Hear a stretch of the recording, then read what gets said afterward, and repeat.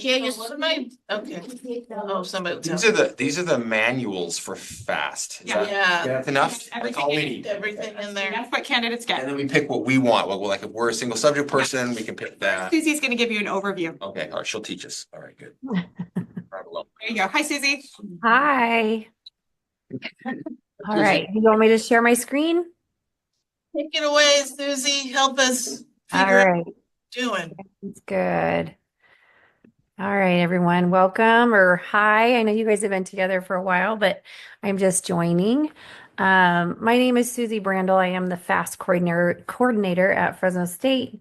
So I support candidates, I support coaches, faculty, mentors in our Fresno Assessment of Student Teachers, which is the FAST. So the FAST is two separate projects. The first project is the site visitation project. The site visitation project is done within the initial student teaching, and it's a formal observation of their teaching. So they plan and teach for their coach, their university coach. And then we have a teaching sample project, which is done in their final student teaching. And that is a unit of study that is more designed based on assessment and the analysis of student learning. So we're going to talk about both projects. Our site visitation project has been divided up into two different components. One is for our single subject candidates, and the SVP for our multiple subject and ed specialist is our new LPA, so the Literacy Performance Assessment. So our single subject site visitation project has a planning portion, an implementation portion, and then a reflection and self-evaluation portion. In the planning component, our students have to create a class profile, understanding and applying knowledge of their students. They create what's called an activity strategy table that identifies engagement strategies as well as how they're connecting what they're doing to their students. And then they create a lesson plan that includes subject-specific pedagogies. In their implementation, Susie, I'm sorry, it's Brent. Do you have the PowerPoints anywhere that you're using to share with us, or are we just following yours and you can follow mine, but how about I put the link into the chat? Would that work? No, because we're not. No. It's okay. Okay. We'll grab it later. We'll grab it later. Okay, sounds good. Boy, we could be resourceful if someone online like Talia or Tori gets the link and then emails it to us. They should have our email, right? Thank you, Matt. That would work. That's a work. Okay, let me do that. If they're willing to, that is. Sorry. Leah, can you? Yes, I'll do it right now. All right. Thank you. Appreciate you. All right, let me pop it into the Have our chat. email addresses? Juliet has that. Yeah. Talia, I'm gonna text you my email address. I don't see where I have a chat Or component. You know what? I'll run to another room and see if I can have someone distribute it to us. As long as you can give it to Juliet. If Juliet has it, we're good. Okay, and Juliet does have I'll it. get Juliet to pass it back out to us all. Didn't mean to steal your thunder. No, you're good. You're good. Okay, so implementation, they teach for their university coach, and they are required to videotape that lesson for reflection purposes. And then during their reflection, they do submit one video clip that identifies their subject-specific pedagogies, and then they reflect on the activities and strategies they chose. So that's just a quick overview. I'll go through a couple of them a little bit more detailed. So in their class profile. Can I just ask a quick clarifying question? When you say coach, are you referring to a supervisor that I would call in my program a mentor, resident, consulting teacher, or who is a coach? So our coaches would be what most colleges I would imagine refer to as the supervisor. So provided by the university that does their formal observations. Got it. Okay. Yeah. Thank you, sorry. No, you're good. So the class. Susie, Adam's here right now. He could also take an email with a link to your PowerPoints and he could blast Okay. that to us. He's here. Adam,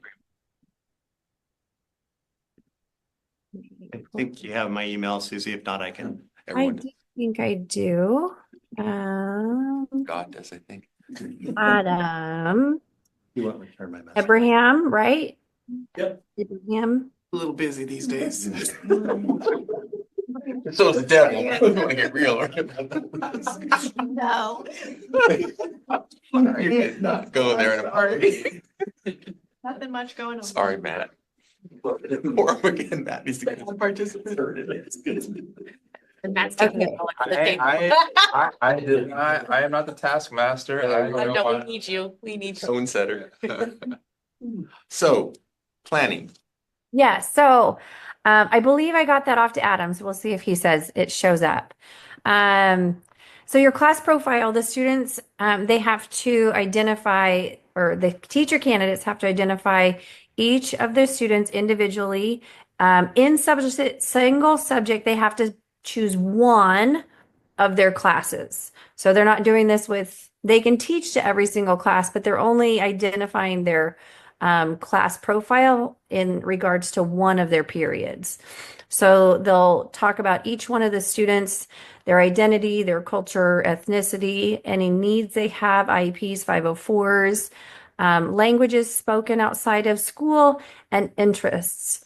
And then they choose 3 students from that group that represent larger groups of students. So we don't tell them specifically what students to choose, but we ask them to choose students who they have to kind of consider when they're creating their lessons. So student number 15 represents a larger group of students who speak another language outside the home. These are the strategies and techniques that I use in my lessons to ensure I'm meeting their needs. Student number this is part of a group of students who are my higher achieving, maybe gate learners that I need to consider how I'm going to push them to a more critical thinking, problem solving problem if they're already meeting the learning objective. So they have to choose 3 students that overall represent larger groups of students in their class and identify them for later in the reflection. They will reflect on how those strategies and techniques supported those focal students. And Susie, just as a point of comparison, I believe that's true for Ed TPA. I know it's true for Cal TPA. Okay. Except for there, I think in NTPA, that there's like a specific Focus student. focus student that you have to do, Okay. because I just had that question But it come just, up. it just sounds like for FAST, there are 3 focus students. It's not that far field from everybody else. It makes sense. But they can choose But their they own can 3. choose. Yeah. It happens, I mean, if you want to get into the weeds, for ETK, it happens in a different space, though. It's not part of planning. They're identifying 3 people as part of assessing. Okay, so just bear with us as we interpret, Yeah. Susie. We're trying to Free. get FAST right in our other schema. During the I video. just, sorry, I just want to add that I heard the comment that there was 1 focus student in Ed TPA. That's in the Ed specialist Ed TPA, but for the 3. multiple There's subject. 3 in single the subject. regular. There's 3 in the regular, so it's basically 3, 3, 3. Yes, we can get in the weeds, but the point is you have 3 focus students and that's a class profile. Do those same students get pulled into activity and lesson planning, or no, that's just for the class profile? That's just for the class profile. Yeah, but then the activity strategy table and the lesson plan kind of go hand in hand. In the activity strategy table, they're identifying 4 strategies or activities or techniques that they're including in their lesson plan that specifically hit these 4 components. So one activity or strategy that is specific to subject-specific pedagogy, one that is specific to how they are increasing acquisition and use of academic language, one of how they're connecting their lesson to their students. And then the fourth one is what they do to increase engagement and equitable participation among their class or their group. When you say Oh, table, is that like a graphic organizer as in a table? yes. They produce an actual object called a graphic organizer and they show these linkages between strategy and content. Right. Yes. Inside the fast Oh, thing. I'm sorry. Look, I'll stop talking. no, I'm Just verbally trying to processing. help. It's inside the little thing. Got it. Okay. The little thing. Yeah. I'm sorry, So because no, you're good. On one side, manual. Which manual? I'm looking at the ed spec. The Sorry, model. we're just trying to get all the documentation for our. oh, yes, Okay, so- yes. Okay, so. So this one will be specific to the single subject. Okay. So they'll put their activity or strategy on the left, and then on the right-hand side, they'll explain how it connects to one of those four things. And then those four activities or strategies will be part of their overall lesson plan, which will include their lesson objective, any planning considerations they made, which should be identified in how they're meeting at least their focal students' needs, how they would assess that lesson, their sequence of activities, which will include those strategies and activities, and then some kind of closure. So those are the things that we ask for in their lesson plan. We don't require a specific lesson plan, but we just make sure they have all those components. And then their implementation is to teach this lesson. Their university coach has to be there to observe it. They do also videotape it so that they can watch it back for their own reflection. And then in that reflection, they identify a piece of their video that demonstrates their subject-specific pedagogy. They answer questions about whether or not their instruction met a focal student's needs and whether their engagement techniques and strategies supported engagement and if it provided equitable participation among the students. Can I ask why the requirement of the coach be there for this lesson?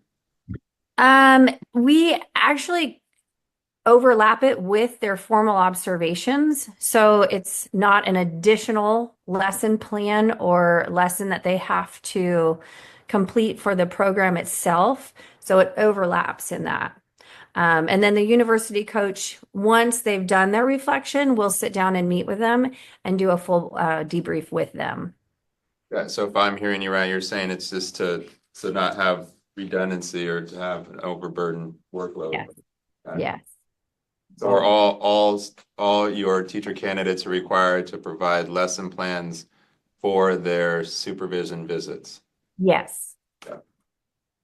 Susie, I have a question about this section. It says 3 to 5 minutes video clip demonstrating subject-specific pedagogy. So one of the things that I'm curious about is I saw on your handbook, thanks to my friend, that you say Panopto Video Platform Guide, which is what we use in the CSU, right? I use that as well at San Jose State for a variety of purposes. Question, do you have the students annotate or add anything to their actual Panopto video? Or do you just have them watch it and sort of verbally report to you or writing? So kind of what's the mechanism for engaging the video? Is it like a deep dive, minute by minute, second by second, or is it more of a overall and then talk to what somebody just saw in a general level? It's putting a clip in there and then answering questions. How does it demonstrate subject specific pedagogy? So it's not, they're not annotating the video. They are just answering questions specifically to what the person that's watching it is seeing. That would be different than I think Cal TPA, which I think does require you to sort of annotate at what second something happened or that you think an episode happened, but I could be wrong. I wish I had our friend online that anyway, so okay, that's a choice you all made. Got it. Yes. Okay. Yeah. Okay. So any questions about our single subject SVP? I'm going to jump into our multiple subject and ed specialist SVP and LPA. I just have a general question. Maybe I missed it. I was too busy looking in the little manual. But is there a class size stipulation? Like, do you say your class has to be 5, 10, 15? Do you have that? Yeah, so for our SVP, our students are allowed to teach this lesson in a small group, and it has to have at least 4 students in it. They can teach more than that for our single subject. Most of our single subject teach whole class, Mhm. but they are allowed to do a small group if they would like to. And what about with the mild, moderate? So that'll be in the second one, which is our LPA, our SVP, which is our LPA, our mild mod, our ed specialist, and our extensive supports and our multiple subject all do our LPA SVP. Okay. I'm assuming at some point you'll talk about rubrics and scoring for this site. What is it called? The site Site visitation project. visitation project? I didn't include those, but I'm more than happy to go over there in your manual. For the single subject SVP, there's 3 rubrics. The first one is the planning. So that's where all of the planning documents will be scored. Do they gather appropriate and useful information about their students? Is their activity strategy table complete, and is it connected, the strategies and techniques, to what they're identifying it's meeting the needs of? And then there's a reflection rubric, and that's specifically connected to the video clip, the engagement, and the focal students. And what would constitute passing A 2. on each rubric? Yes. So, and there might be more than one band in a rubric, but they have to get an overall score of a 2 on that in planning, an overall 2 in implementation, and an overall of 2 in the reflection. A question about that overall scoring, please, because I saw that at the bottom of each rubric page, 1, 2, 3, and 4. Is this, do they average out the scores, or is this like a holistic, like overall, I believe they got a 3, or is Right. it, yeah, okay, all right. So in each column, you would see statements regarding planning for student engagement, planning for knowledge of your students, planning for subject-specific pedagogy. There's different comments, or I don't want to say categories, but statements. And if they get, 2s in a majority, they get 1, 1, and 1, 3, they're going to overarchingly get a 2. The preponderance of evidence tells us that it's a 2. If the preponderance of evidence demonstrates a 3, but they have a 2 here or a 4 here, then they would get an overall score of a 3. So we're looking not necessarily an average per se, but where does the majority of the work fall when we look at the rubric? Thank you. And am I right? I vaguely remember Juliet saying that candidates will only receive scores. They won't get comments, feedback, or anything to accompany the scores. Is that correct? So with the SVP, they get their scores, but in the SVP, since the coach is there observing, once it's been scored, they sit down and they debrief that whole thing with their coach. And then if they don't pass, they have the option to redo that project. And Susie, why a score of a 2? Why not a 3 or a 4? Because it's 1 to 4, right? It's 1 to 4. And I didn't develop the assessment. This assessment was here much earlier than I was hired. And I believe that they made it a 2 because that's where they are at least meeting that expectation. We always tell our students to aim at least for a 3 because we would like them to meet it at a high level. And then our 4s are for those exceptional students that really go above and beyond, and they are, not only meeting their students' needs, but they're differentiating, they're individualizing, and they're using more like research-based practices that are kind of above and beyond some of our newly appointed teachers. So Susie, I have another question about, what, you said that the university coach will debrief right after the lesson. Which rubric are they debriefing on, or are they debriefing on all three rubrics at that time? So they won't debrief as soon as the lesson's over. They let the student go back and reflect on their own first, because that's what we want to see. We want to see that our students can leave, watch themselves, and kind of identify strengths and areas of need. And then they'll sit down and debrief with their coach. And at that point, they'll hear, at what point did maybe I not do as strong? Is there an area I need to improve upon? Or did my planning really not meet the expectation and I need to replan? And based on the feedback I'm getting now, I can plan better for next time. But we're hoping that because they don't do this until at least lesson 4 or 5. So they've had 3 prior observations with full lesson plans. And our coaches take these rubrics and the knowledge of what they have to do for the SVP, and they can support their candidates in the first half of the semester and making sure they're including all of these things and making sure they're meeting, that they're including subject-specific pedagogies and engagement techniques and connecting it to their students' lives outside the classrooms and things like that. So Susie, this is Brent. What I'm hearing is kind of exciting about this is my understanding of how we embed the work of observation has been, we have 2 cycles at our university, phase 1, phase 2. The phase 1, a lot is about preparing the student to walk into the classroom and teach for 15 days. Typically, we have a 15-day phase 1 experience. And the same would be, of course, for the second phase, another semester where you are asked to now take over the class from the start, and you're having, let's say, 1 period a day. This stuff seems to fit really easily into the phase 1 or phase 2. That is, you're essentially asking the observer and the mentor teacher, I guess, to utilize this material Yes. as a way to reflect on practice that we might have aligned, but we might not have in certain programs. So in other words, you're not having a separate observation protocol for student teaching. In a way, this is what you would consider to be the important observational moments in student teaching placements, in clinical placements. Is that right?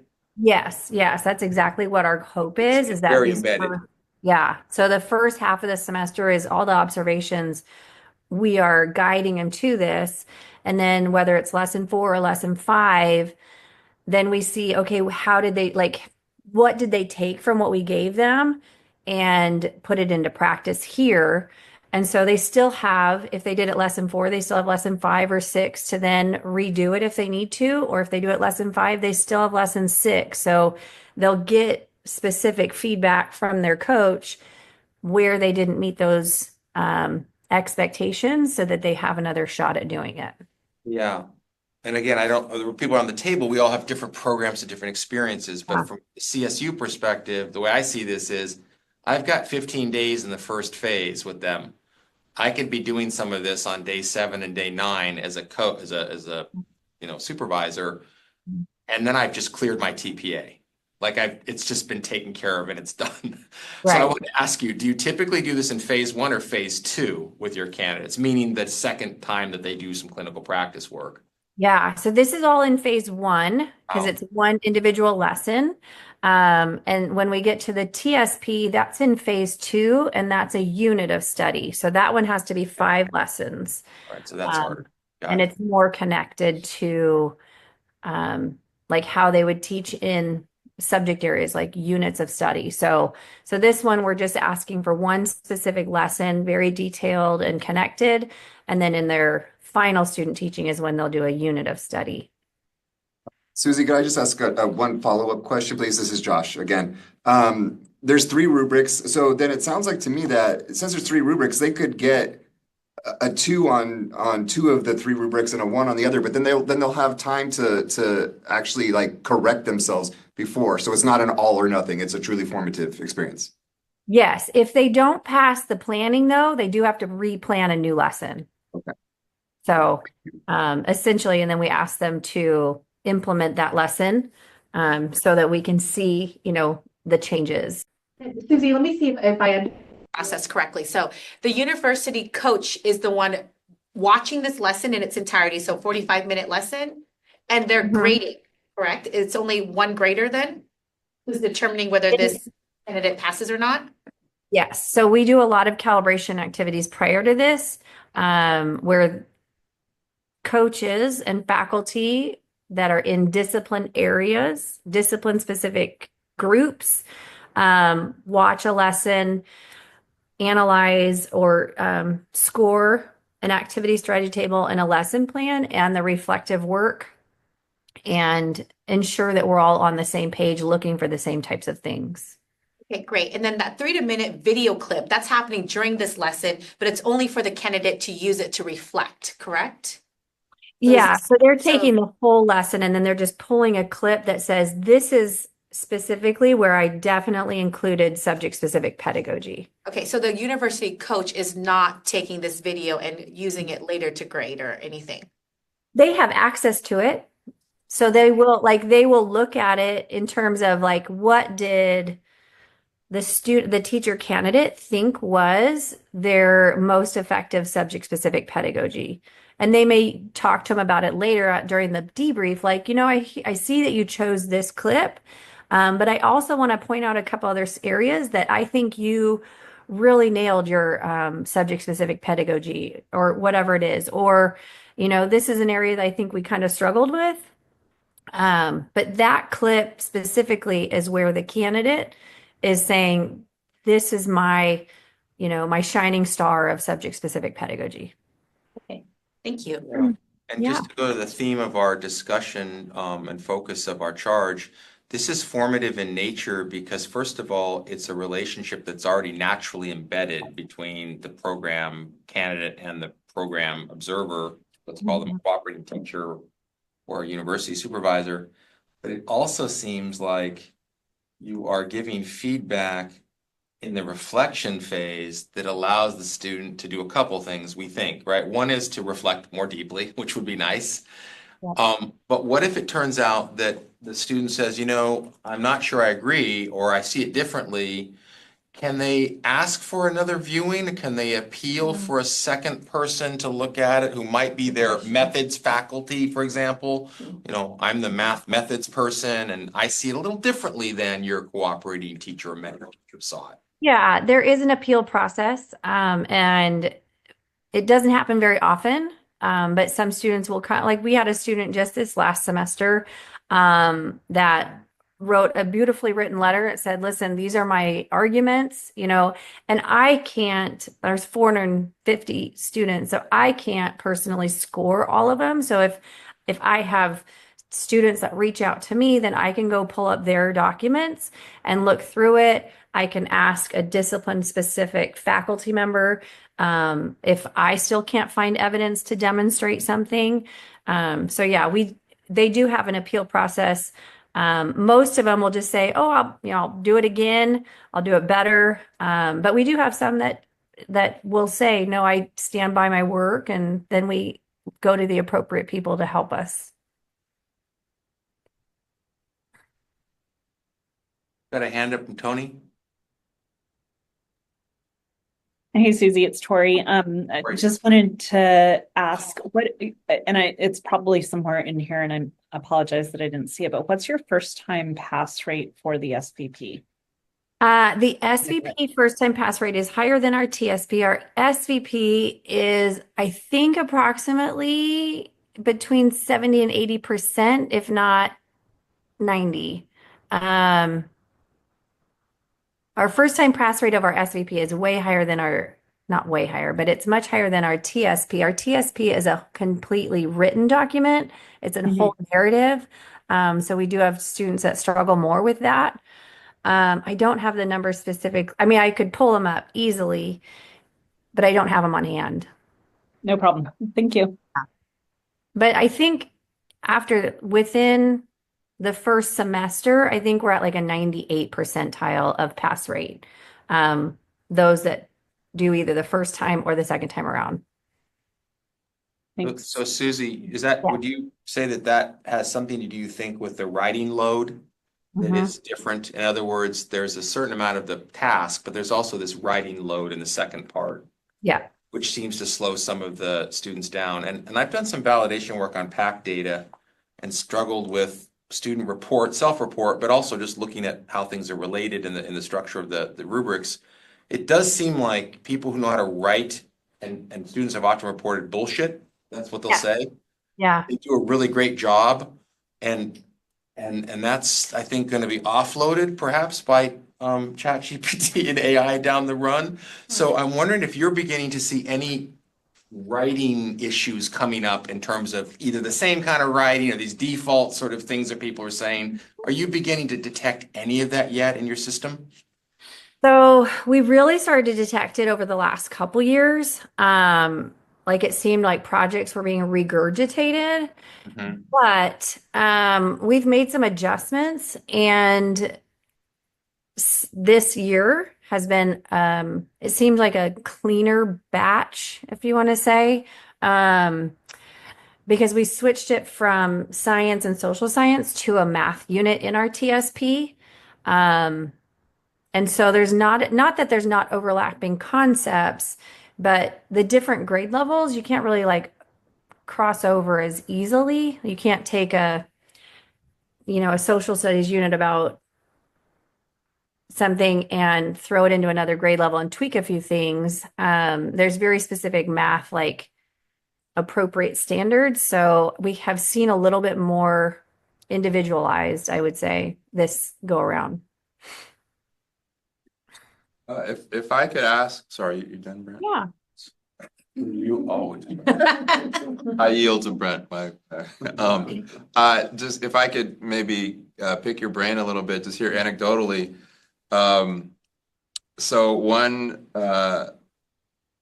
experience I have with EdTPA is, that the planning that, is happening from teacher candidates is not really their genuine regular day-to-day planning. In a way, they're putting their best foot forward, but I guess my question is, how authentic, in your opinion, are these projects, given what the coaches know about their candidates, all leading up to the event? Yeah, and I think that's one of the areas we is a really big strength of ours, because our coaches do go observe so this is the SVP, our coaches go observe it, they see it. But when we get to the final project, the unit of study, our coaches also go watch one or two of those lessons. So they can't just pretend like they're doing it. They have to actually be teaching it. Um, they also have to include a pre-assessment and a summative assessment and demonstrate student learning. I have contact, not that I'm personally contacting, but I do email mentors, and which the mentors would be the cooperating teachers in the districts, so they know what their candidates are required to do.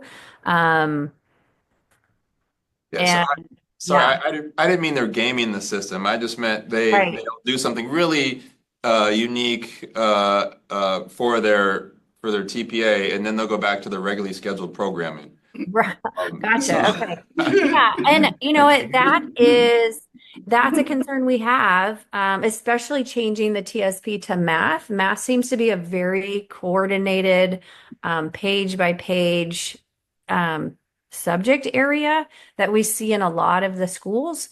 So it might go back to regularly, scheduled programming, but we do ask our candidates during this unit of study in the TSP that they are directly connecting it to their students' lives outside the classroom and their interests.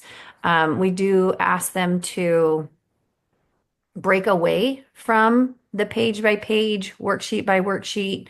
Um, Not only do I do, we do, you do, which seems to be like the constant math, like that's what we see, and we go to math, like math. I'm going to do one for you. We're going to do two together, and then you're going to do three by yourself, right? So our math faculty has been working really hard to support our candidates in understanding how to take box curriculum and add flair to it, add new techniques, add things that meet learners that aren't paper and pencil learners.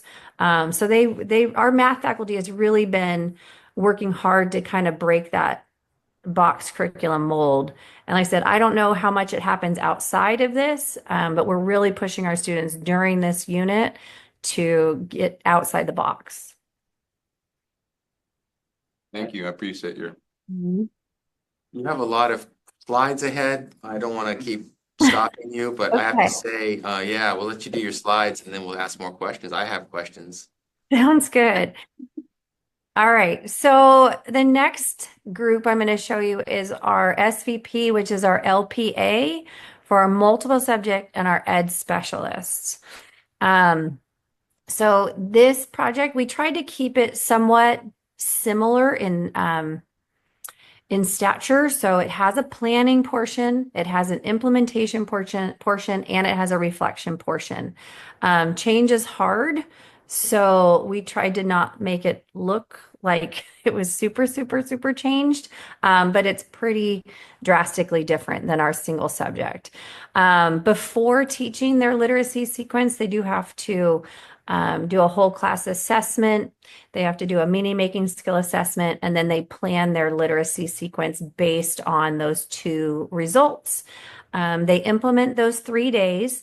Their coaches only have to go watch one. We didn't like increase their coaches load, but we do ask them to watch at least one of the 3 literacy lessons.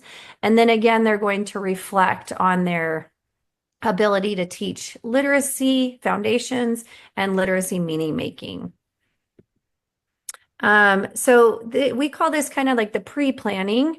Before they start developing their literacy lessons, they're conducting the Words Their Way assessment with their whole class. And we understand and know that Words Their Way isn't like an end-all be-all assessment, but it was something that we could implement in a way that would reach a wide range of student levels.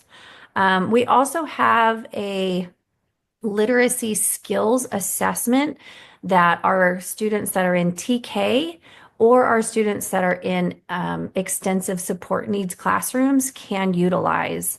And what that does is look at like their print knowledge, their book handling skills, their ability to have a conversation, give and take, things like that.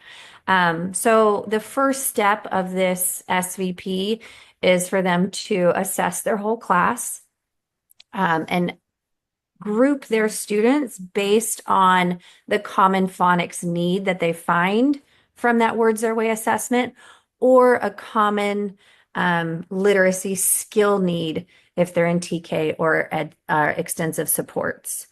Once they've grouped up their students with common needs, they will identify one of those groups of students to then teach specifically for this literacy sequence. That group has to include 3 or 4 students.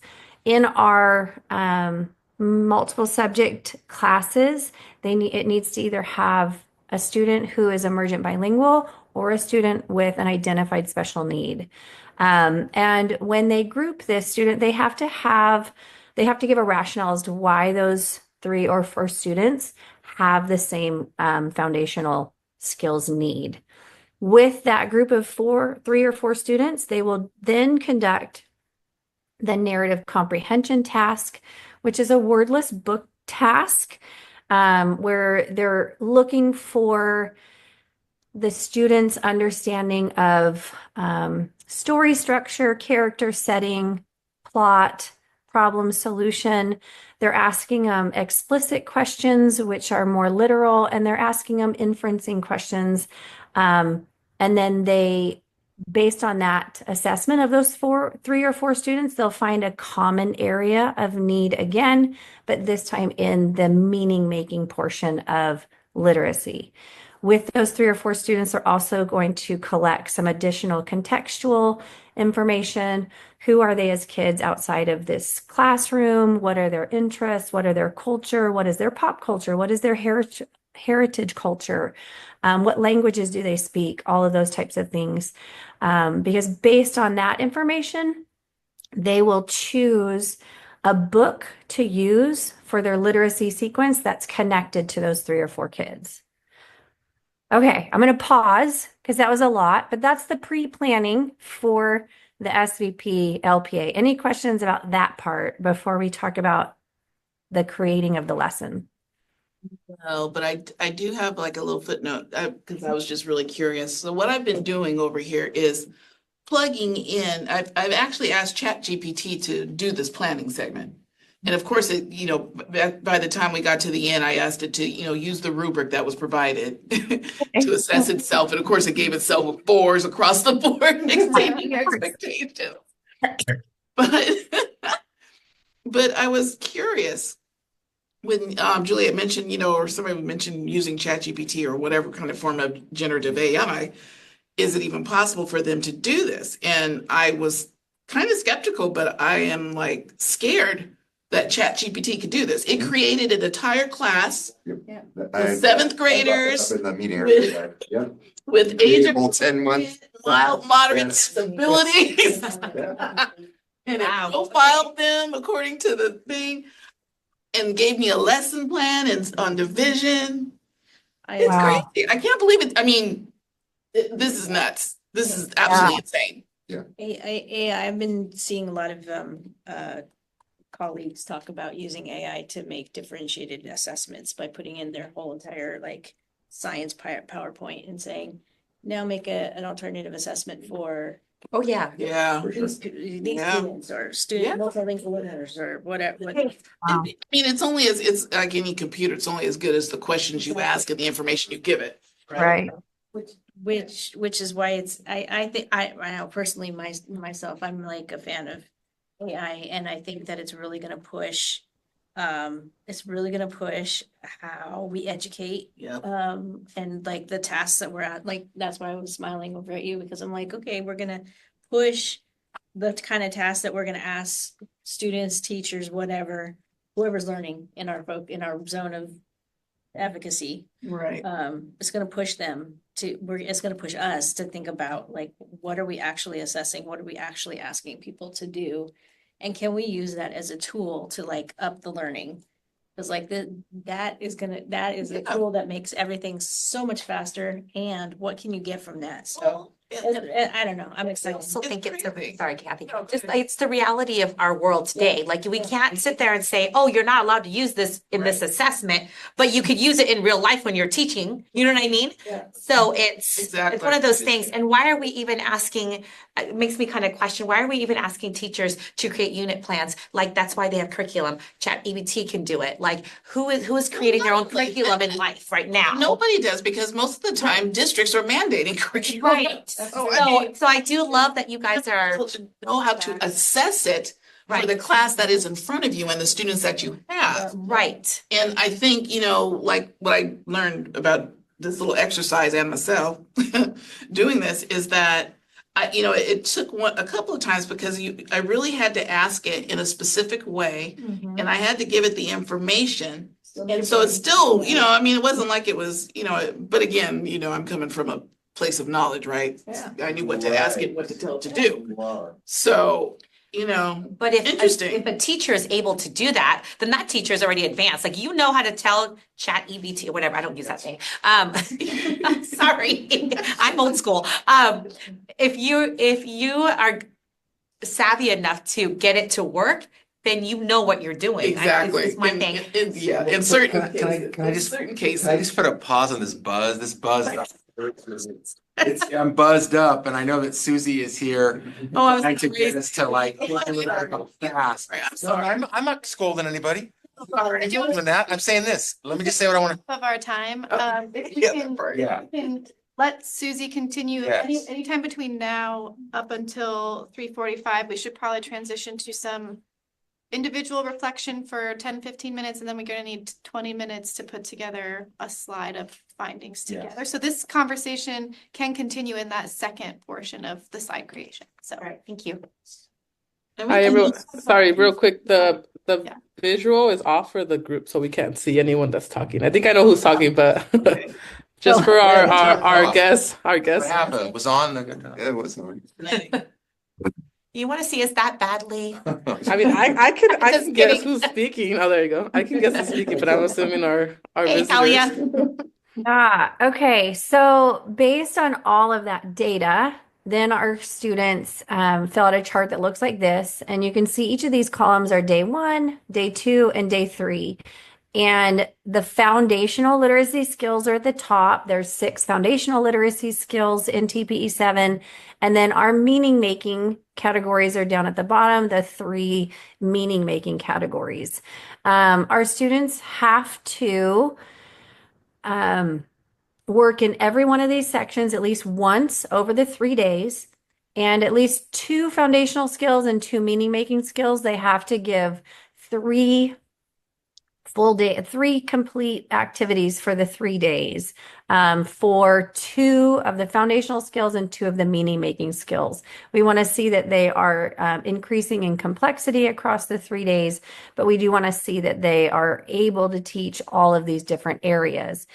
If there is an area, sorry, that is inappropriate for them to be covering, like if they're in a 7th grade AB class, maybe their students are all up to date with phonemic awareness. So they can put a statement in there that says, based on my words their way assessment, these students have mastered their phonemic awareness and their ability to manipulate sound, so I'm not teaching this category. So they can identify if there is a space that's not appropriate for their children in the class.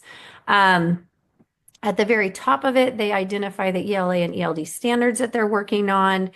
In the rows right above foundational skills and in the row right above meaning making, they have to give us an intended outcome. What are they hoping that the students come away with after this 3-day literacy instruction? These 3 days are 25-minute lessons. So they're just quick quick activities that hit very targeted skills based on what the data tells them. And next to meaning making, you'll see a row that says identity reading. That is the book that they've chosen that they're going to work on meaning making with their students that is connected to their children's interests outside of school lives, culture, language, etc. That is the piece of when they're collecting all that contextual data, that's where we're trying to find a book that's connected to their kids. We do make sure that our students know it doesn't have to be a book that their kids can read. It can be a book or an article or a piece of a memoir that they read to them, but it's a book that creates excitement about reading and learning, that they can then build meaning making skills from. Okay, any questions about that part before I go to the reflection piece? Okay, so in their implementation, they record all 3 lessons. And they record them because they have to pull out pieces of the video to then upload that demonstrate foundational literacy skills and demonstrate meaning making skills. And they do have a little quarter sheet of paper about that. They identify how the children are in each of the foundation, like in that foundational reading activity, their engagement and their growth, and if they need to make changes for day 2. So it's a little chart that they fill out that's kind of their reflection in action. So after the day, what went well? Where could we have done better? Do we need to make adjustments for day 2? Do we need to make adjustments for day 3? And then their reflection piece, like I said, does have 2 video clips where they're identifying foundational literacy skills and meaning making skills. They reflect on their instructional decisions that they've made. They reflect on student learning based on that intended goal for the 3 days. Like, how did it go? Where are your kids now? What are the next steps? And we ask them to think about how that book they chose, the identity reading, did it support engagement in reading for their kids?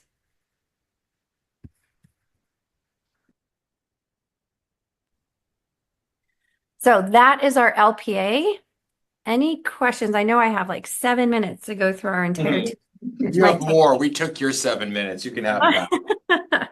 So any questions about the LPA? The rubrics for this.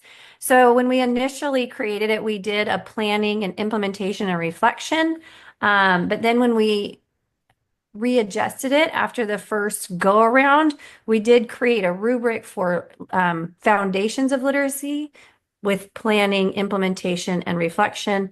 One rubric for meaning making with planning, implementation, and reflection. And then one rubric that specifically is about their instructional decisions in the moment and planning and next steps and the culturally sustaining pedagogies piece. Susie, one of the questions that was raised today, or I should say the insights that was given by our commissioners, is that every TPA model, including FAST, must provide evidence of validity, reliability, and fairness. And I was just curious in what way you have gathered or continue to gather validation data for your work. Do you mostly just show them your tasks and your rubrics and just kind of like say, we have evidence that what we're doing is related to the standards? Or is there more background analysis going on to add? I just need to know that before you leave us today. Yeah, and I can tell you with the original SVP and the original TSP, there was a ton of background reliability and and work done. This LPA was created last summer, and we did our first round in the fall, and we took feedback from our mentors that were watching their students. We took feedback from our coaches who were scoring these projects, and we took feedback from our students, and we kind of took that information and made adjustments to hopefully make it a little bit more clear and specific to the standards and specific to the TPE 7. So I know there's a lot of plans for doing a ton of like data dives, but that'll probably happen this summer after 2 rounds of it. Thank you. Not a problem. Okay, so our final project, this is the project that we do in our final student teaching. All of our candidates, single subject, multiple subject, and ed specialist do the same type of project. It just, their unit is different based on what subject they teach or what credential they're earning. So before they teach the unit, they do gather context data. They create learning outcomes or they adjust learning outcomes. A lot of our, curriculum come with learning outcomes, but we want to adjust them to make sure that it's just covering the discipline, but also embedding ELA or ELD. We do ask them to pre-assess and plan for a summative assessment, as well as think about how they will formatively assess throughout their 5 lessons, and then they design their unit. During and after teaching the unit, they describe some instructional decisions they made in the moment. They analyze their student learning, and then they reflect. Their context section, they gather data in relation to needs. They're English learners. They identify any students that have IEPs, 504s. They do have to give us a description of their class's reading and writing abilities, because one of the things that's incorporated this is the ability to integrate literacy instruction or language development instruction within this content. So we want our students to think about where are our students in terms of their reading and writing. So then when I create my learning outcomes and embed literacy, I know where to start. They answer questions in regards to how they meet the needs of specific groups of learners. So specifically, they're emergent bilinguals, they're students with IEPs. They choose an additional instructional group. It could be their fast, the kids that get done fast. It could be a group of kids that lose focus. It could be a group of kids that has struggled with engagement. They can take that in a lot of different directions. And then they do have to identify how they're considering the needs of an underserved education group. And then the final piece of the context is to identify 3 expectations they have in their class and how they, as a teacher, respond if their students are meeting those expectations or not meeting those expectations, and 2 routines that they have in their classroom that support student learning. So that's the context piece. The learning outcomes, they do have to have 3 learning outcomes with their disciplinary, their discipline area, if they're in single subject, if they're in math or in ed special, if they're in multiple subject or ed specialist, it's a math unit with ELA or ELD instruction. And the outcomes do need to include and support learning in ELA and ELD. We try to emphasize to our students that it's not just like, just saying you're having your students write something doesn't mean you're supporting their ability to write in that content area. When you add that you're having them write about something, there has to be some kind of support in terms of instruction of how to write in that discipline. So that's the learning outcomes. The assessment plan, they have to choose 2 of their learning outcomes and describe how they pre-assess and summative assess for those 2 learning outcomes. They also have to identify 2 kind of CFUs, checking for understandings, that they will use throughout their unit for in-the-moment instructional decisions. And then, like I said, the summative assessments. And it doesn't have to be 2 separate summative assessments. It could be one summative assessment that addresses both learning outcomes. They just have to identify which pieces of the assessment address which learning outcome. And then they're designed for instruction. They provide their pre-assessment results and describe how they're using those pre-assessment results to adjust their unit or to inform their instruction. The unit does have 5 lessons. They include 3 of their lesson plans. So 2 of their lesson plans can be a little bit like more rough draft because they're not going to put them into the project, but they describe their 5 lessons and then they put 3 lesson plans in there. And then give specific examples of how they are supporting or how they're including the strategies and techniques for those 4 groups of students that they identified in the class context. So our emergent bilinguals, our students with IEPs, our other instructional group, and our underserved educational group.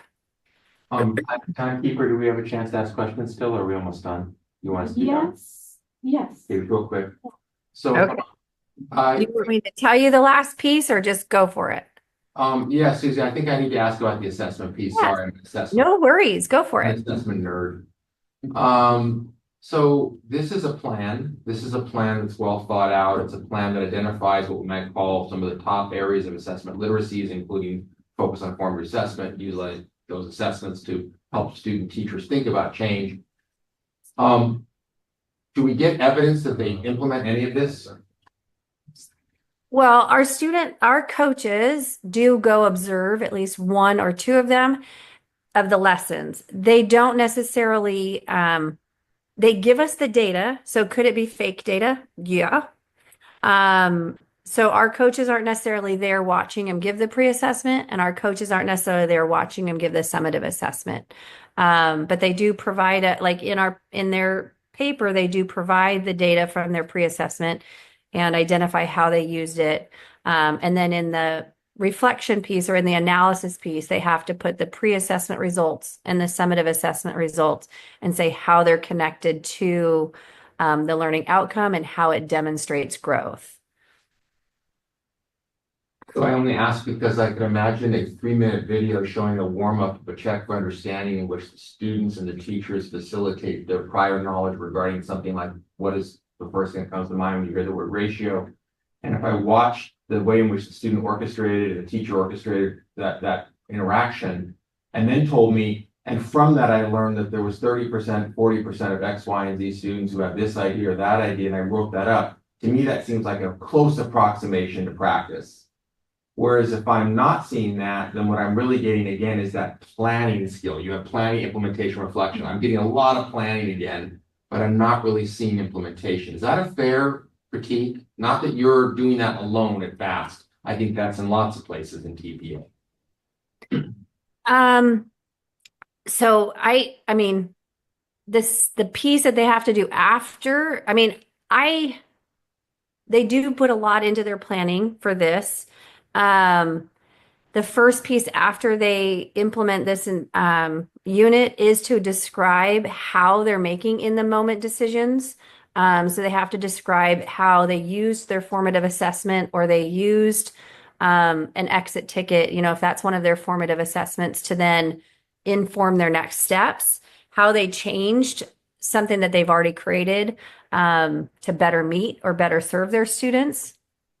I know at Fresno State, we really work hard at backwards mapping. So where do you want your students to be? How are you going to know whether they're there? So the assessment piece, and then design lessons to make sure they get to that point, and then analyze if they got there, right?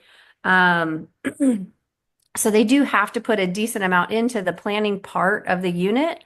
But I do think they do, in fact, teach this unit based on our coaches being there to watch. They don't necessarily see the pre-assessment and the summative assessment come like other than the data they provide us. But I do think they are teaching the unit because our coaches are there watching for parts of it.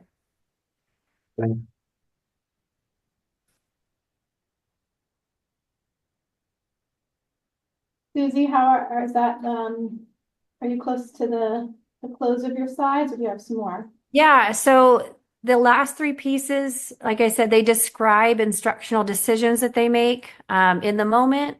They have to analyze the data and they have to write a progress report for a student that struggled. So they have to write a pretend letter to a parent explaining the strengths that they found from the student and also areas that they struggled and how they are going to change their instructional techniques to support the student.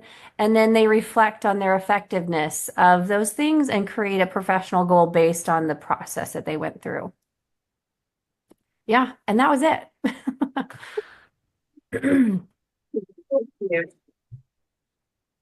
Any other questions I can provide for you or answer for you? Our coaches do, when they go watch the lessons for the TSP, they do give feedback to the students in the moment, because the teaching of a specific lesson isn't really, it's such a tiny piece of this bigger puzzle, this bigger project that they're doing. Really, the project itself is being able to take the data that they find from their students, design their lessons to meet their students' needs, and then to analyze growth and to think about, like, did what I chose, what strategies I chose, did it work? Did it support learning? Are there groups of students that I didn't meet their needs? We ask them to analyze their data based on, groups of students. So maybe, I did really good with our emergent bilinguals, but my students that have IEPs, they didn't feel that, they didn't meet the expectation. So what do I need to do better for them? Things like that. Susie, I have one question for you if we have time. Do we have time? Okay, overall, the FAST program, in your estimation, is there ever a point where you think that the credential candidates' progress through this or their journey through this becomes a high stakes summative environment? Or do you think it's completely formative through the whole process? No, I know our students feel the weight of it because it is, a part of their ability to graduate, ability to earn their credential. So they do feel the weight of the project on them. But I do also think, we really try to point out, like, we are walking you through this step by step. I go through 2 sections at a time and I ask them to go to their classroom and meet with their mentor, talk, what kind of unit are you going to do? Start working on your learning outcomes, come back to me. We talk about the assessment and the learning, the design. They go off and do it. So we really do try to walk them through it step by step. I do think it's moving in the direction where we'll probably have more identified due dates, because the students that do end up struggling are the ones that put it off to the very last minute. And it's a lot to figure, it's a lot to do. So if you wait to the last minute, sometimes it's really hard for them because it's a lot to put into, it's a lot to do. So it does, I think, feel heavy to them. But if they chip away at it, by the end, they do feel, I don't think they think it was as hard as they thought it was going to be at the very beginning. Mhm. If I can ask, you've mentioned things here and there, but I don't want to assume. Can you share a little bit about how your program uses fast data to inform what happens? Yeah, so each fall before the semester starts, we look at the previous year's data and we look at components of each one of them where our students struggled more. So if you look at the number of ones and twos in each rubric versus the threes and fours, we know better where to support our students, And one of the areas we found that's really difficult is the assessment piece. Knowing how to make the assessment match the learning outcome, So if your learning outcome says your students will be able to explain X, Y, and Z, giving them a 7-question multiple choice test is not going to demonstrate your students explaining how they did something. So that congruence piece of assessment and learning outcomes, as well as the ability to think of assessment as our plan of instruction, right? And I don't think our students get a ton of practice in it. So we're really trying to push our disciplinary teachers to really help our students think about, what does assessment look like in literacy? What does assessment look like in math? What does assessment look like in science? How do we use that data to then know where to instruct more and where we can kind of let up a little bit? So I hope, I don't know. We do something similar in the program where I work. I guess really sneakily, my question was, how are you benefiting from local scoring? Oh, we definitely benefit from local scoring because at the end of each scoring process, we have all of our coaches and our faculty that score identify the areas that were the weakest and the areas that were the most strong. And we take that information, and when we go to our Ed Summit right before the fall semester, we put that data out there for the faculty to see and for our coaches to see. And we really think about, okay, how do we now, we increase our support in those areas, as well as, and we get it in the moment. We don't have to wait and get scores from another, from an overarching process. It's with us, it's in the moment. We have the data right there in front of us and we can analyze it on the spot. We also give our students their data within 3 weeks of submitting their project, and they have the ability to turn around and resubmit if they got a 1 in any of those 7 areas. Thank you. Mm-hmm. Susie, I just want to say that I think what I'm learning from your process is that when an institution designs and creates and owns and works with and thinks about and embeds its own TPA seamlessly into its program of action, a lot of good things can happen. Mm-hmm. Even though you came later and didn't say that you were part of those initial design teams at your own local institution, it's amazing to me that 2 generations later, you're still as committed and connected to integration. Yeah. So it's not an external exam. It's somehow become a part of the culture of observation, of some degree teaching. Professors are hard to reform, but sorry, Matt, that wasn't pointed at you or me. It was just a recognition that you're connecting a lot of dots in that space. Yeah. It's a lot like a formative practice for their credential program. And for the people who teach in it and observe in it, because you got to pay a lot of attention to what's happening. Yeah, you really do, and we, every faculty meeting, we have a little update, where are we in terms of the FAST? How are we connecting our practices? I always try to put the FAST due dates out there so our faculty know, don't put a big project due the same week as their FAST projects are due. Because they know like our students are going to have to be putting some time into this. So give them a little bit of space in your own classes to allow for that. So they really do. It's seamlessly connected to, and we've really done, I think, a great job of taking all the components of these classes and weaving them into one bigger picture.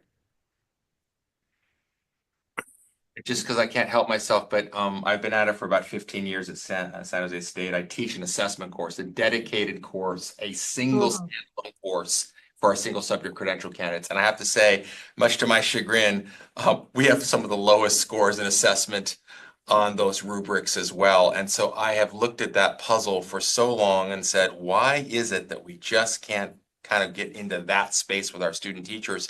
And my only answer is it's not about us, it's not about program, it's not even about intervention. There's just a real difficult linkage between teaching and formative assessment, and put the two together in the same space is not easy for anyone. No, it really isn't. And I don't think our student teachers get a lot of practice analyzing data or looking at assessments with their mentors either. It's like, here, we're giving an assessment. We have a chapter test. This is what we're doing. So I think there's a kind of a disconnect between like what we're teaching them to do in our programs, what they're seeing, and what they get to practice, right? They don't actually practice all of that until they have their own classroom, which is unfortunate. Well, and some of us here on the TPA design team, I'll speak for at least one, we're thinking that if the TPA was more formative and the student teachers could experience it, the positive effects of good feedback, then they would be more likely to give unit tests or not, frankly, that were more formative in their own classrooms. In other words, they have to experience it in parts of the program. Right. So right now, it's very Hopefully, similar huh? to them. Why not reproduce the same thing in their own classroom? What the heck, Yeah, yeah. Just looking at the time, we got about 25 minutes before we have to have a slide deck produced. A slide. A slide, oh, sorry, just. A volunteer for a note taker. Thank you, Susie, again. Appreciate You're so welcome. And No. did you guys get the slides okay? Yes, we did. Thank you. Perfect. All right. Well, it was Uh, nice to see you all. I'm leaving, correct? Okay, thank you. Thank you very Okay. much. So make sure before I bolt. All right. Have a nice day. Bye-bye.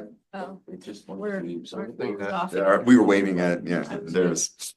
One thing that really strikes me though is a lot of this relies on the quality of the supervisor or the coach. Yep, It does. it really does. And because I was thinking in my head, I was thinking, wow, man, I could just really almost see myself like wanting to recommend people going to Fresno State for this. But then I'm thinking this in the back of my head, I'm thinking also, I don't know what angles they're teaching from, what their aims are, They might they might thoughtfully train and prepare supervisors, but there are a lot of programs where people just get hired haphazardly and without little training, they say go off and Exactly. supervise whatever that means, and Or it's left to even- the supervisor to define it for themselves. Even full professors who are trying to fill units and they get stuck in a university supervisor role and they don't want to be there or something like that. Yeah. well, Yeah. I think Yeah.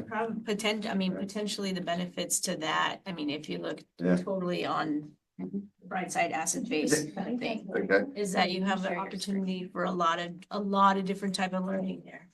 Calibration of coaches, reviewing, For sure. you know. And I agree. We're behind, but what else is Behind. new? No doubt. We had, It's a lot to We do. took in your Yeah, system. yeah. Is Susie still there?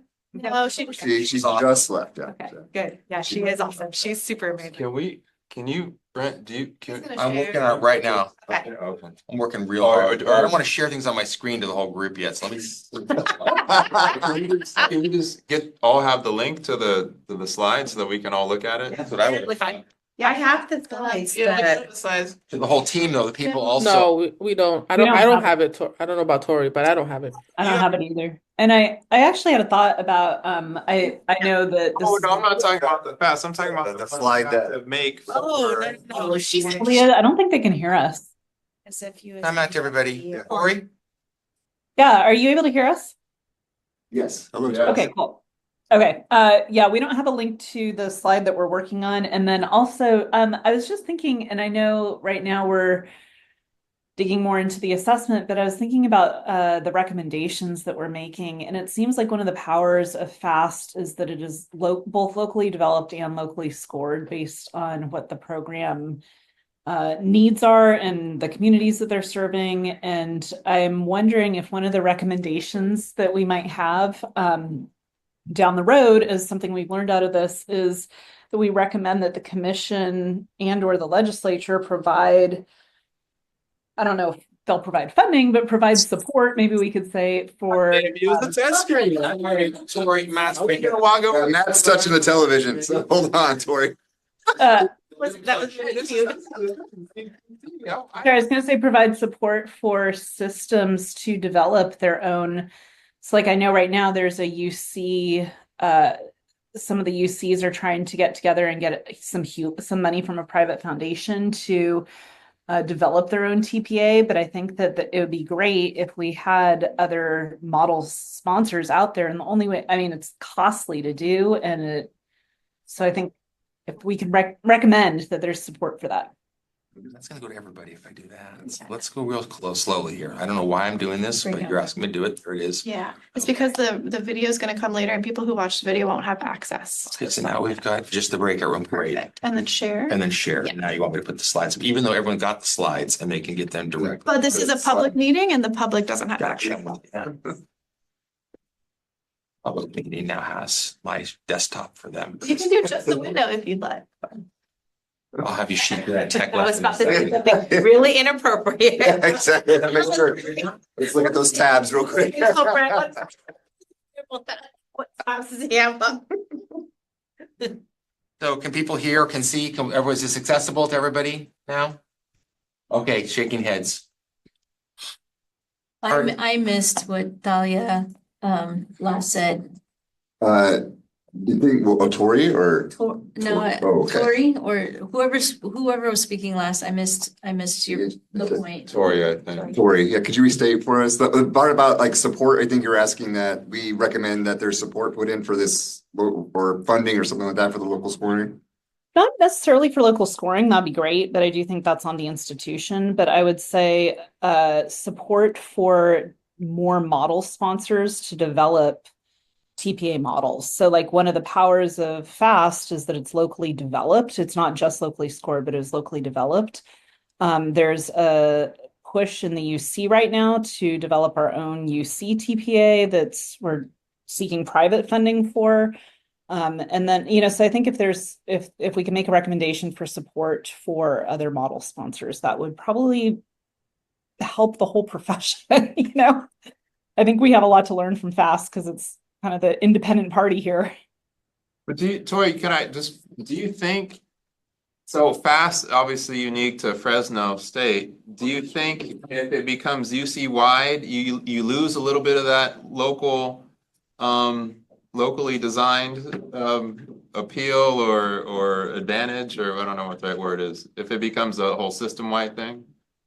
Yeah, I think there's I think that that's possible. I also think if there are, let's say we have 7 model sponsors instead of 3, a program could pick the model that is most close to their, like right now it's like, am I going to pick Ed TPA or Cal TPA?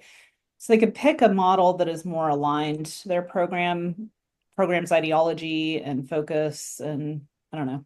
I think your point's well taken, Matt, and maybe even like, I think your point's well taken. Matt, I agree, because I think I was just thinking in terms, you two were talking about UCs, because I think you both work at UCs, but working at a Cal State, there's 30 of us. Like, then how is it any different than what the major one is anymore. So I think the local the local development is important. I think if we do an analysis of what's happening, right now we have a breakaway group that's decided to create its own TPA and is considering how far they can get with that. And I exactly brought it up today to say, does that mean CSUs will also have access to foundations and foundation grants and inside dealings to get money to start up new TPAs? Because I can tell you right now, no CSU is getting knocked on its door by any foundation to create a new TPA.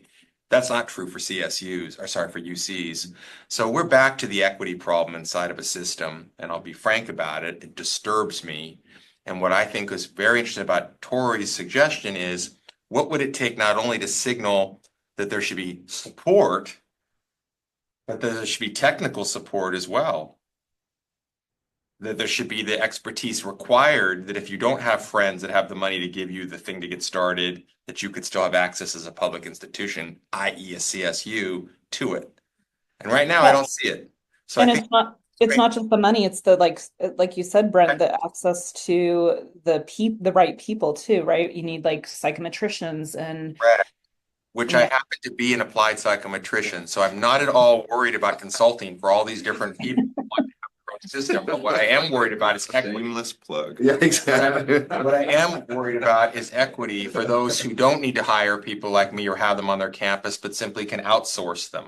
And that is, again, I think the real network issue for all of us. So we're making great recommendations, and I think what you said, Tori, is right on. We need to address how do we create a more level playing field for not just Fresno or Dominguez Hills, but also, and by the way, I'm thinking about these county offices of ed. Like, where are they getting these folks that are going to help them do that work to build it? You know, maybe they can hire it, maybe they can't. Okay, Tori, I like what you're saying because I was also thinking like right now I'm teaching courses for our district's intern program, and it's Los Angeles Unified, so you can imagine the number of interns we have. And like FAST right now, I'm like fascinated by FAST, and I'm like, they created something, it's local, but now I want to steal from them their whole system and import it over to Los Angeles Unified. Like, why reinvent the wheel?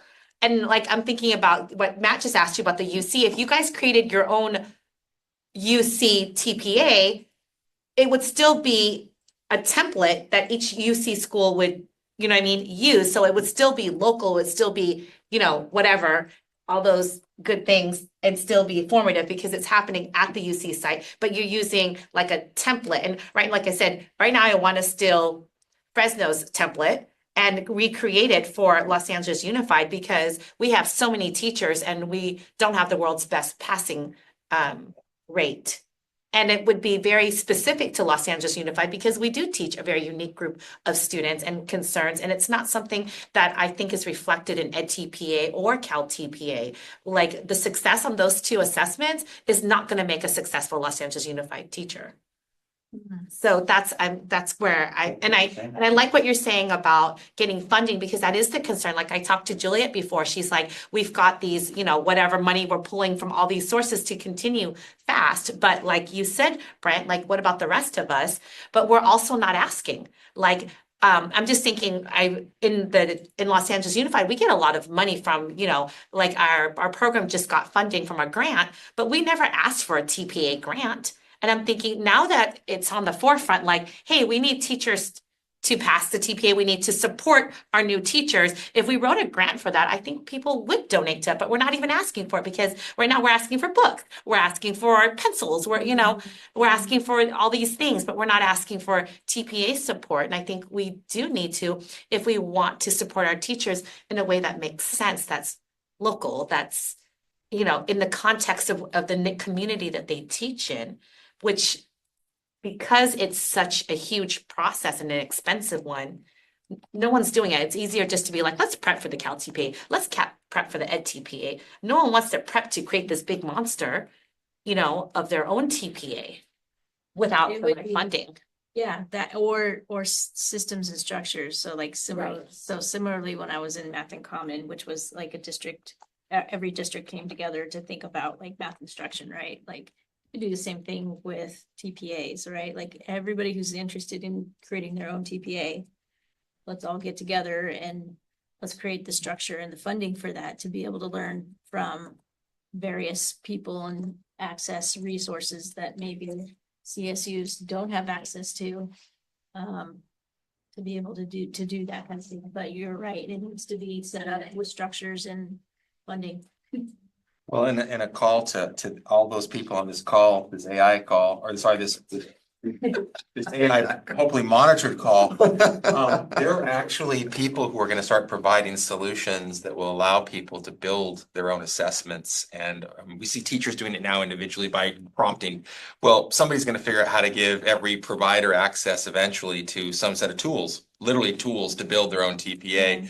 And I welcome that moment because I think, again, it will democratize the TPA agenda. Having said that, it'll also lead us to, I think, 1,000 flowers blooming and a real question about commensurability, which was kind of back to the point earlier of my friend who said, I like this idea of a lot of options, but do we really all have the same standards still? And are we still meeting the same metric? And it's a balancing tipping point. But having said that, I just think just to slow down for a minute, and we are typing on the slides, so don't worry, we have things to do.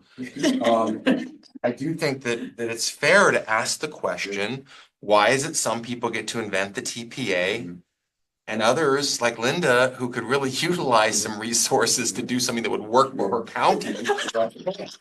Please send a check to Linda now. Starting my own foundation. Did everyone hear that? Just kidding. You know what, Brian, that brings me to a question. I know it's a little slightly off topic, so I'll come back, but when they were talking, when you said, we have 1,000 flowers blooming. Now, how do we build the data? My question is, and I wanted to ask, but then I was going to open up a can of worms in our meeting that was way too long already. What is the data that we're looking at?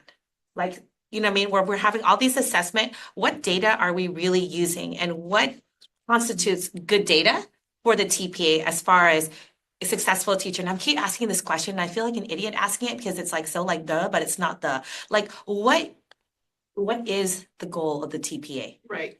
Like I keep asking it and you can give me 1,000,001, oh, the code's here, code's there. But bottom line is, what is the real, not the pretty writing? Nope. I want the real, what is really the TPA for? Is it a gateway into the last step to stop bad teachers to becoming teachers? Is it a minimum standard that we want? Is it just so that we can compete with lawyers and say, look, we have an assessment too, and we're professionals? Like, what is the TPA? Well, I don't think it has to be just one of those buckets. It could Right. be all those. All of those. But legally, it is absolutely the litmus test to say that a person has the minimum qualifications to go into a classroom and teach a child after they've been prepared. And, the other goal was to make sure that there was equity in how people were being prepared across programs, because not all programs are created equal or were created equal. So they had to find a way to say, well, how do we know that all these programs are preparing people? That was the legal impetus of the whole thing. But again, but like you said, then when we talk about from teacher preparation perspectives, and, we get to that question of, we're saying it's formative. So we're saying that every candidate that goes through a program, we prepare them to be a teacher. So every single person that goes through the program should be passing that TPA. Well, I guess Kathy, I don't know. Yeah. So we're saying, philosophical. right, but so we're saying that if you pass the TPA, then we're saying that you are prepared to be a teacher in that classroom. How do we measure that preparedness? What data would tell us that, yes, you're prepared? So I guess what I'm trying to say is, for me, if I was to measure that, that would have to be like, we would need data from that teacher's first year evaluation, wouldn't we? To determine if that teacher passed a TPA and their first year of teaching, they should have met minimum standard as being evaluated at their job. And that's the thing. Different time periods. You're Yeah. talking about, well, they said pre-beginning teacher Credential versus, candidate, Versus, exactly. versus a beginning teacher. Yeah. And those are two different. Sally's been really patient. So Talia, Oh, sorry, Talia. Thank you. Yeah, no, I didn't want to jump in there. It was a great conversation. But thank you, honey. Go. Because I agree with all of it. So I had one thing. It was one of the bullet points because we were talking about local scoring, and I'm not sure who brought it up because I couldn't see the screen. But I had the same conversation. I'm a mentor teacher to pre-service, and I would call it the ETPA teaching. And this is when my pre-service educators do not listen to me at all, right? It's like it goes in one ear out the other because they're so focused or hyper focused on like, I have to record for the TPA. This is my TPA teaching. And I kept saying it shouldn't be a separate thing from your regular, thing that we're doing together. So it's like in this local scoring, where is the voice of the guiding teacher? Or are we just using our classrooms and our students, for the purposes of like a candidate to do what they have to do, right? And that's a conversation that I know I've had with the advisor in the program that I work with and some of the other mentor teachers where, we reflect on like, well, what's our role in all of this other than sacrificing our students because we know that they're not going to get the same education that they would with me when I have my student teacher here. And so that's been one of those dilemmas where like this year I decided to not take on a pre-service teacher because my students had a negative experience last year with the TPA teaching, and they were just like so stressed and so there has to be the voice of guiding teachers, not more work, but the voice in terms of like, we're there, we see them every day. I felt like I knew my teacher candidates or pre-service educators more than their advisor did because I saw them every day. And they were working with me and my students, I was seeing them work every day. And yet I think that maybe my advice was asked maybe like once or twice throughout the year. And I felt like that was a little too it was too little in terms of like what I could have provided or what I knew about the teacher candidates, right? Um, so that was one of them in terms of like where is the guiding teacher or the mentor teacher's voice or recommendations in the whole process of local scoring, if at all. That's And an then yeah. entirely different experience that I have in residencies. Mhm. Because in our residency, like you're saying, Dahlia, that residency, the cooperating teacher is there, basically coaching and guiding every single day, Monday through Friday or Monday through Thursday, whenever they do their student teaching. Yeah, that makes an entire sense. So I feel like, yeah, that's a different Yeah. experience for me. The cooperating teacher's voice is very present in our residency program. Yeah, and I think I even mentioned on our last group, and Tina was like, I guess she sits on another board, and when I mentioned that I was getting admin emailing my department saying, can a social studies teacher pick up, a student teacher from this program?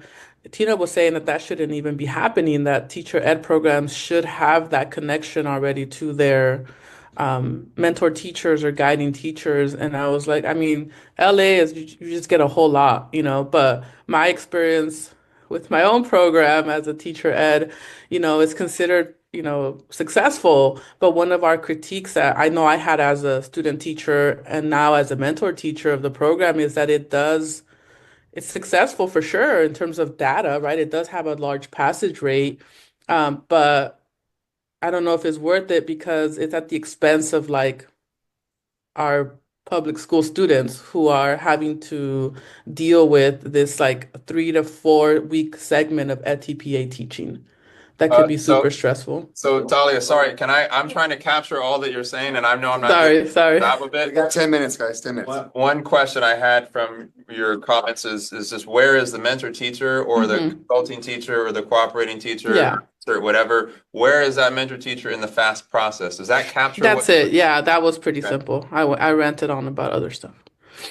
Talia, you and I can have coffee together and talk about this. But Matt, what you said earlier, when I was making my comment, you're like, it's two different things. But that's the problem is that it shouldn't be two different things. Like there's a disconnect from a No. There has to be growth. What do you mean it's not two different things? Was the whole thing behind when people were started talking about the continuum Right. because this disconnect, because again, the snapshot of the TPA is, did your program get you ready to be a beginning teacher? Right. Now your arc of professionalism and your growth is going on through your induction phase in your first year of teaching, because again, that's why we have a preliminary credential, right? So when they are going through induction, that's why there needs to be that clear-cut connection between how they did on the TPA and what they need to do in induction. And there has to be a clear connection. There isn't one Right. in most of the cases. I mean, there are some that do get it right, But in most cases, it's this huge disconnect. And the TPA has become this all or nothing, Right. you know, summative thing when it was supposed to be the opposite of that. Right, Yeah. well, that's what I'm saying, but there is, that's the issue I'm saying, there is no continuum. And if we're preparing teachers, then what I'm saying is the data that we need to look at to see if the TPA really is, there's a correlation, is to look at that first year, look at the second year, look at the third year, right? Because what data are we looking at to see that the TPA is doing its job? Because isn't a good teacher the one who does good their first year, if once they pass the TPA, that they're doing well their first year or well enough, or that they stay in teaching after 5 years? Like, what data are we looking at to say that TPA is doing its job? Linda, Yes. that's called a predictive validity study. Okay. It's been not really done, could be done. It simply says, let's track and let's figure out what happens to people when they. Longitudinal study would be another way. We have all the tools in the world to do this stuff, but we don't seem to have the reason that tool or whatever, we don't seem to care. You're saying it matters, right? You want to know that because it would matter Well, for because evaluating these yeah. programs. Right, because If you want to know what we're studying, what data do we want? And if you're looking at their professionals through the continuum, and you're looking at the IDP, you are looking at the data, you're looking at some data that tells you how this person is performing. And of course, yes, connecting it to their performance evals, because there should be some absolute correlation. But I Right, you think know. it's important to note too, that it seems like you have a very summative frame on the TPA. Well, I'm and just looking at it as it you're thinking is as- now. You're describing it as a gatekeeper, as something that's gonna Right, give a well, number. that's what I that's feel like it predictive is and right everything. now, though. But it's also supposed to be formative. Right. And I Right. think this model does a nice job of really making it perhaps more formative than some of the other TPAs that Right. might be there. So I don't want to lose sight of that in all this, is that ideally it's something that does inform your candidate's practice. It's not just the score or the gatekeeper or the predictor of how well I'm going to perform in the future. It is something that's going to help me just be a better teacher because Right, of the well, feedback, I because of agree the with experience, because of. Yeah, well, that's why I like the fast a lot, but I'm saying is that the other two, I feel like the fast is its own category. It's doing what I think most of us want it to do, whereas the other two do not. Well, the other two have been very operationalized and they are, you know, they make money. The other You know. two, I would say the difference between the other two and this is the coaching Yeah. videotaping piece portion altogether. And the timing. You get feedback on your, That like was- that, I don't have an experience of ed TPA of like coaches being, TPA is like all or nothing. yeah, I don't. That's the other issue, the way it's been operationalized and the way it's implemented. In terms of formative, if you all are making notes on here. We are, and I am Yeah. taking notes, and Yes, what do you- I'm what do trying to you get to think? where we are on the slide. Brett and I have been working hard on. Thank you. You guys have been doing a great job. Yes.